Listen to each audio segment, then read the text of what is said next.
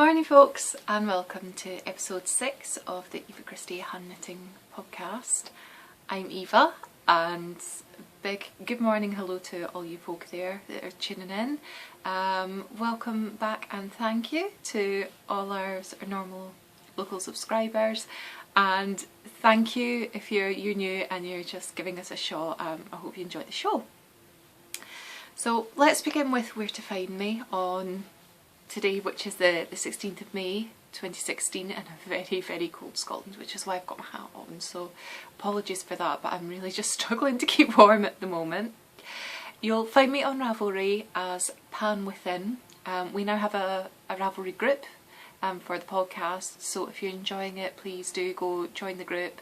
There's threads there, so you can go and introduce yourself, and please do go and click on the thread for the 100 awesome subscribers yarn giveaway, because we're edging towards 100 subscribers on YouTube, and once you get there, if you've subscribed and you've joined the group, go let me know that that's what you've done in the thread. Then you could be in with a chance to win some beautiful yarn from Millen Yarns.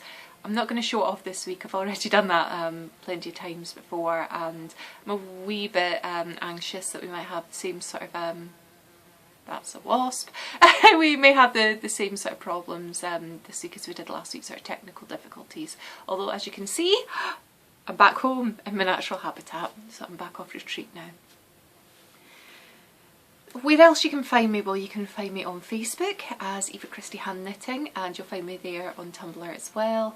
I'm at Eva Knits on Twitter, and you can email me at evachristiehandknitting@gmail.com. So many different places to find me. Right, I'm going to start off with some yarns that I have rehomed. There weren't any that I rehomed last week, but I've kind of broken slightly my self-imposed yarn ban. So while I was away on retreat, a lovely purple sparkly parcel arrived for me with yarn.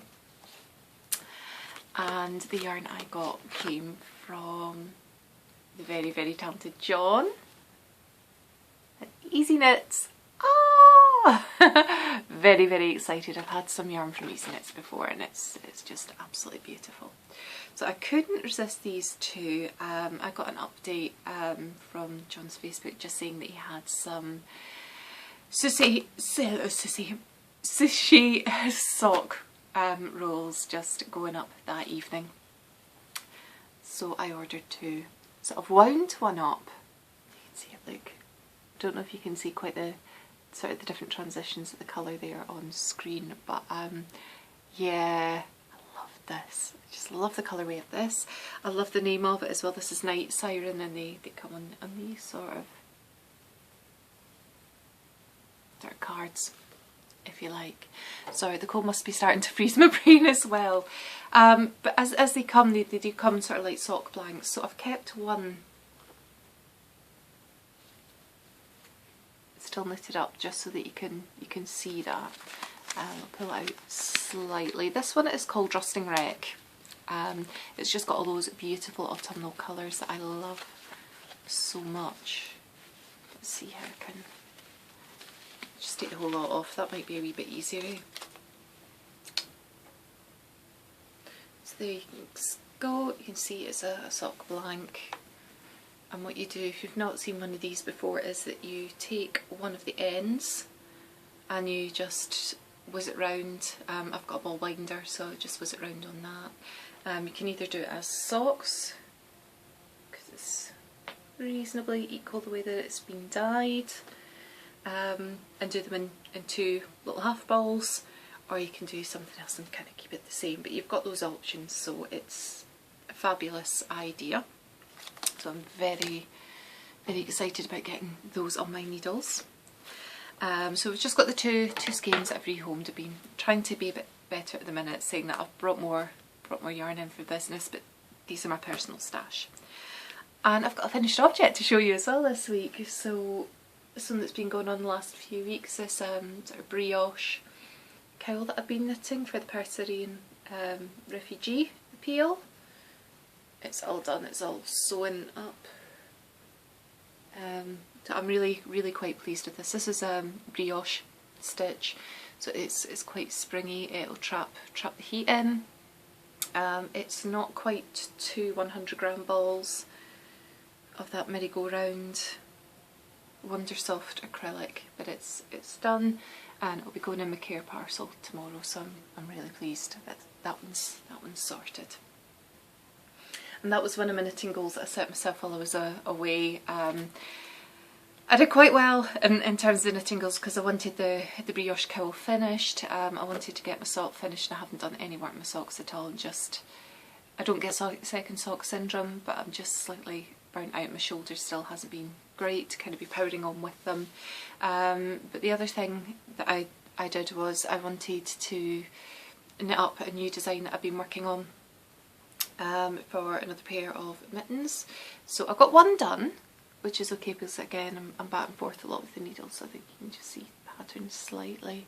I'm not going to talk any more about these at the moment until I've got it done. These are just a prototype for some fingerless mittens. And yeah, the other big sort of thing that I've got on my needles really is I'm working on my Cozy Memories blanket quite a lot. So I'm doing a lot of personal stash, just busting, absolute busting. I think I'd set myself a goal there that I wanted to get 4 squares done while I was away, and I got 8 while I was away, so I'm happy with that. Now what I realised when I sort of played back and showed you the video from when I was up at Mitered, Scotland, was I forgot to tell you about this square that was my memory blanket. And you might remember that I've showed you a hat in this before. So this is Rico Superba from their Las Vegas series. It's got some sort of coppery red stellina in it as well. This is shade number 1.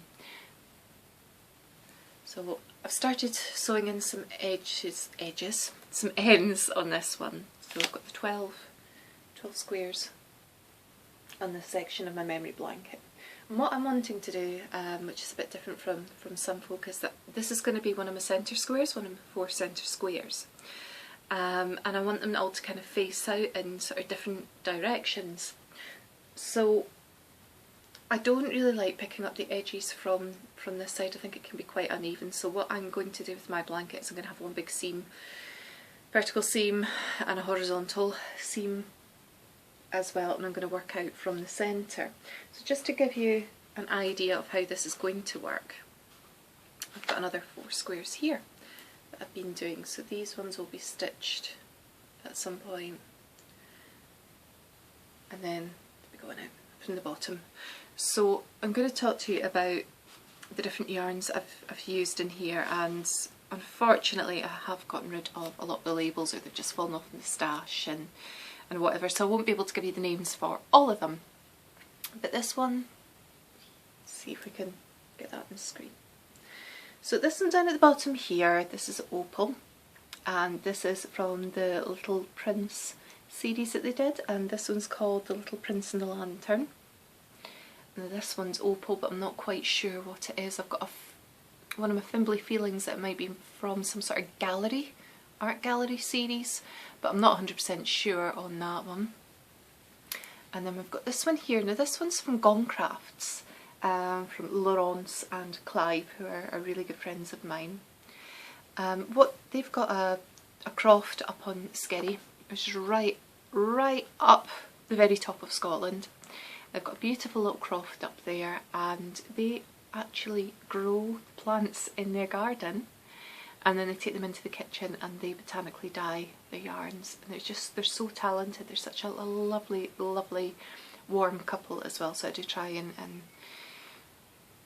put as much business their way as I possibly can. So they were visiting family through in Edinburgh recently, and they came to visit me at Mitered, Scotland while I was there on their way home. They still had about another 5 hours to drive after they'd left me, and it was just so lovely to see them and to catch up. As I said, such a lovely, beautiful, heartwarming couple. So I did get 14 skeins of their yarn, but that is for the business, and a couple have gone already, and I wanted to work with one myself. This is absolutely beautiful. This is from their Dappled Light series, which was inspired by the Impressionist painters, and this one's called Monet's Haystack. And really the camera just picking it up doesn't give it justice. It's just such beautiful colours, and it's a blend of 75% merino and 25% silk, so it's just got a beautiful drape. I mean, it would make the most exquisite shawls, and so many different colours as well, so I'll get some proper photos when we get some decent sunlight out here, because it's just 1 minute it's been up, I kid you not, as far as 27 degrees Celsius, which is it's really hot for Scotland. That's like sort of proper heat wave, and now we must be back down to about 7 degrees, and it's absolutely Baltic. So obviously the natural light's a bit skewed as well, so I'm going to try and get some photos, and I'll get those up on the social media. And then I've got one yarn left in here. This is another opal. I've got so much opal yarn in my house, it's unreal, but it is a favourite to work with. This is opal from their Popcorn series. This is Lotte and Hans. I've got another 4 squares here that I've been working on, that I've been putting together. So this is going to, in my blanket as I was holding up, it's going to go down. So as you can see, the mitered squares, the double decreases are sloping down to the side now. This one is Shop of All. This is from a Crazy Zauber ball, and it's their tropical fish colourway. I love Crazy Zauber balls, just the twist that they've got in them, and the way that they kind of apply them up, and just wondering if you can see the different blends of colours. It's beautifully done, and the shipping isn't too much to get it over from Germany either. Then we've got this one. This is another Bergerie de France. This is probably going to pronounce it totally wrong. This is from the Gimme 50. This is Joan. And then we've got this one. This is an Araucania, but I'm not sure what the colourway or the series name is. That was left over from a Mother's Day shawl that I made for my mum a few years ago, that I put some raspberry coloured some raspberry coloured 2-ply Shetland wool in to do some lace edging. And this one down here is another opal one. This is from the Schaufpata series, and it's called Thelma. So you can see how the blanket is indeed coming along, and I've still got an awful lot of scraps.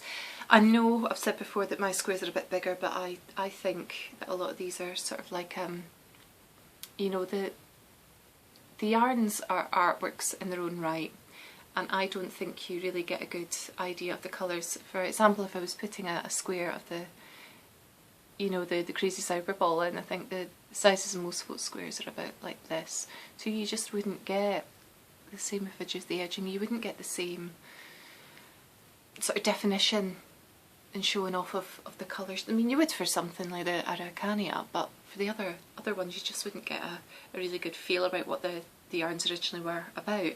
And these ones are near enough sort of bang on 10 grams, 10 grams of sock yarn. So although they look a lot bigger, they're not really that yarn intensive. I'm using a 3mm circular needle, and I've cast on 71 stitches to get the size of my squares. That's what's on the needles at the minute. I'm itching to get on with more stuff, but I need to be quite disciplined and just try and crack on and knit up a few things here. And that brings us on to what I'm reading right now.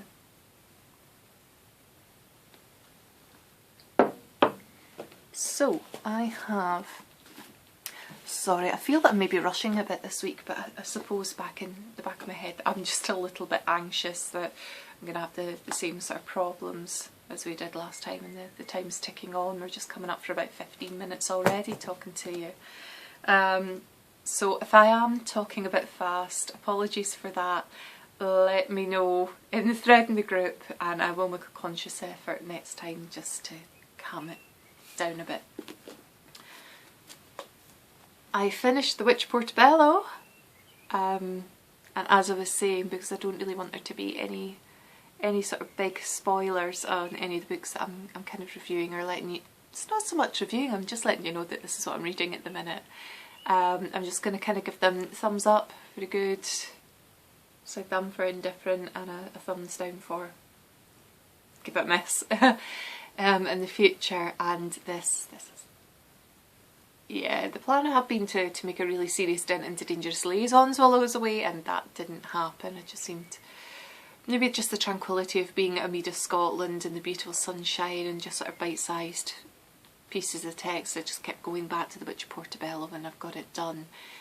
Not so much a spoiler alert, but really the overall message from this novel, and there always is from Paulo Coelho, and I have to say this really is up there as far as I'm concerned with The Alchemist. It's up there, and really the message from this one is love. Love simply is. So 3 little words, love simply is.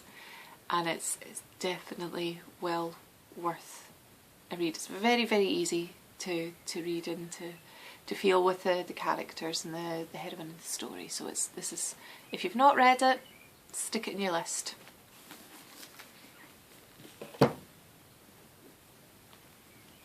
Excuse me a moment.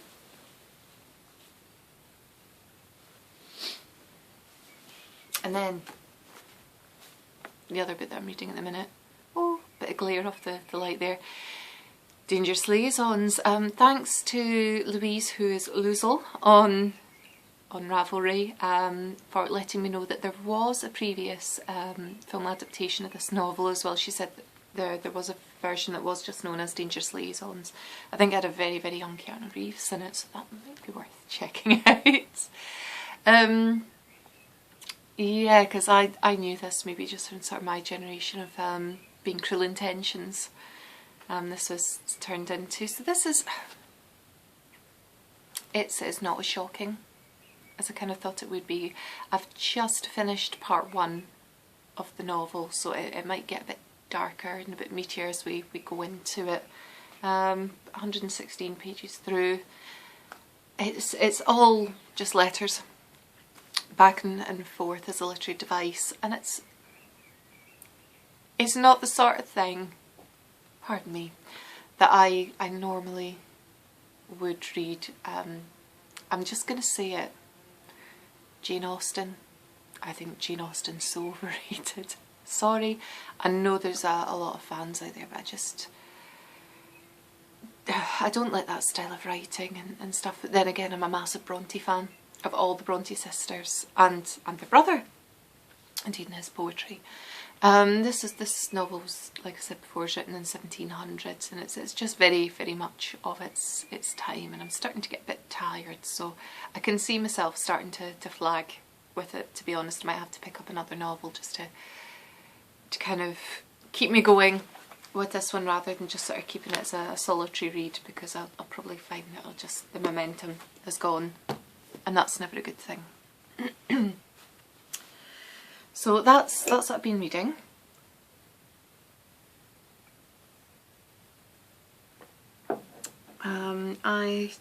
What have I been watching? Super Vet. Watched a bit of Noel on Super Vet. What do you say? That hasn't already been said by everyone else. What an absolute sweetheart of a man. Yeah. Let's leave it at that, shall we? Let's move on and move on. I went a good few days without any TV while I was up at Mead of Scotland, and it was just fabulous. Not that I've been watching a huge amount of TV recently. I have been watching a bit of Coronation Street because I know it's coming up to a big conclusion as to the finding of a body. So yeah, I haven't been watching all of them, but I've been kind of flicking back and forth from that. And although I am late to the party, I have finally arrived, and I have been watching Orange is the New Black. That's been a big companion while I have been knitting away, because one of the other sorry, there's lots of synonyms this week, isn't there? It's just this pure brain freeze.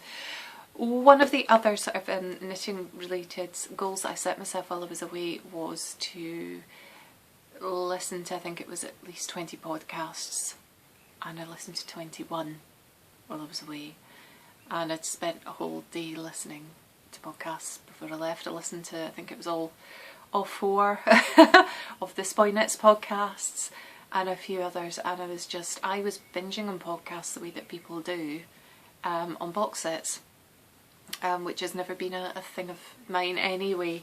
But Josh had been saying, look, you never really use Netflix or anything like that. I'm sure there's some series there that you would love. Why don't you try Orange is the New Black? You know, from what I've heard, I think that's a storyline that you could really get into. And I can hear a cat scratching posts, so I might have to pause a wee minute and get them up, get them out.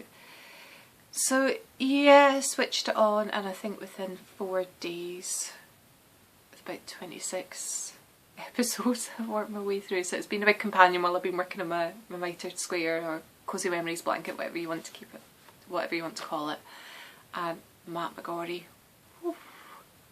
Yeah.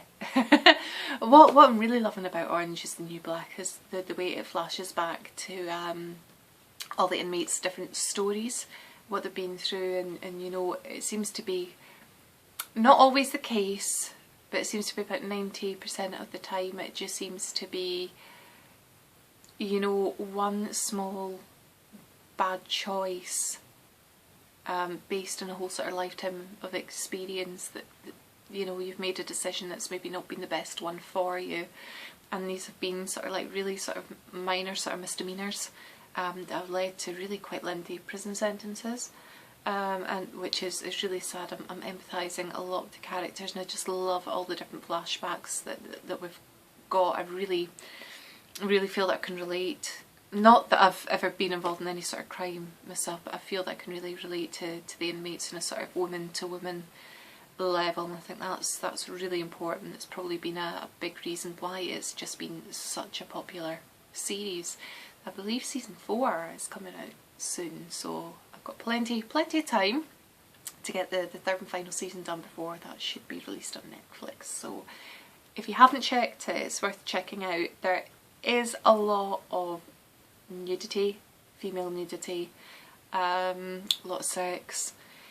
It's not one for children, and it's really quite violent.